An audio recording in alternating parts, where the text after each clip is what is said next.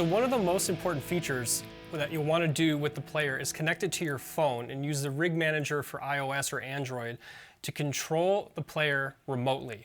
And I found that it's not very intuitive in terms of how to set it up. First of all, you're going to be using the Bluetooth Wi-Fi button, but Bluetooth on the player is really for sending audio signals. It's not for configuring or connecting to your rig manager. For that, you want Wi-Fi. I want to explain this Bluetooth Wi-Fi button because it seems to have a mind of its own and it's actually kind of confusing. You need the Bluetooth if you're sending audio, but if you're trying to configure the profiler with the rig manager on your phone, you have to be using Wi-Fi.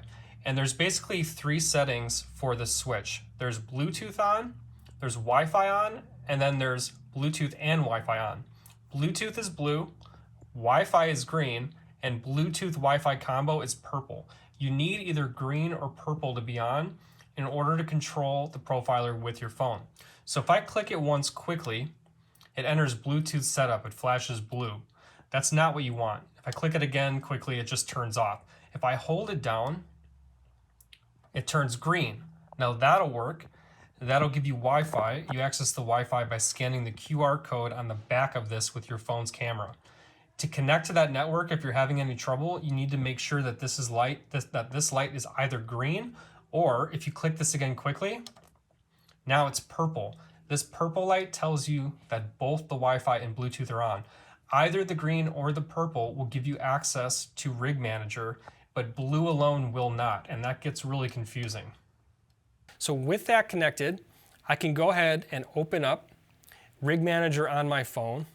All right, and now that I'm connected to the Wi-Fi, my player shows up in the profiler list of my Rig Manager. So I'll go ahead and connect, and I'm in business. So you can see I'm on the first rig here, 1971 Mars Golub Crunch, it says. So let's see what that sounds like.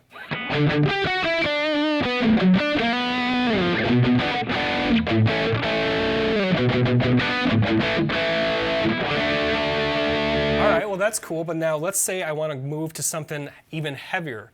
Well, you could go left or right to select the rig that you want, but there's a better way. There's a browse grid. The grid off to the right here is what you want to click on, and then you can see each of the banks. There's 5 in each bank, 10 total. Bank 1, 2, 3, 4, 5 here. So let's say I wanted to select let's find something heavy. Here's a PV5150. So all I got to do is click the PV5150. I can do things like turn on or off my effects. In this case, there's a reverb that I'll turn on. Got that turned on. Let's check out the 5150.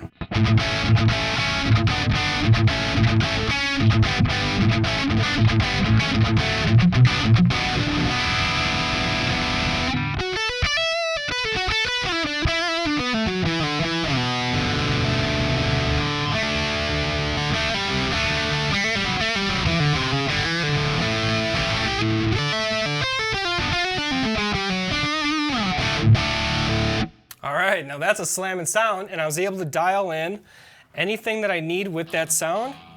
I can do it right from the phone, and it's really cool. I can do things like change the effects parameters. I can, within my actual patch here, I can change everything from the amplifier settings to the cabinet settings. I can turn on or off my noise gate. I can add effects in here. I can change system settings, rig settings, input, output, anything. So it's pretty amazing to be able to do this remotely with your phone, and it's also pretty amazing to do it with the built-in Wi-Fi that's part of your Kemper Player. The trick is you've got to be on the green light Wi-Fi to get that to connect to your phone. It's not Bluetooth, it's Wi-Fi that you're after. You can configure your own Wi-Fi at home. To connect to that though, you have to do that on the computer using Rig Manager. If you're connecting Rig Manager to the built-in Wi-Fi here, you scan the QR code on the back of the player unit with your phone's camera. You make sure that green light is on, and then you'll find your profiler in the list in Rig Manager. Pretty cool.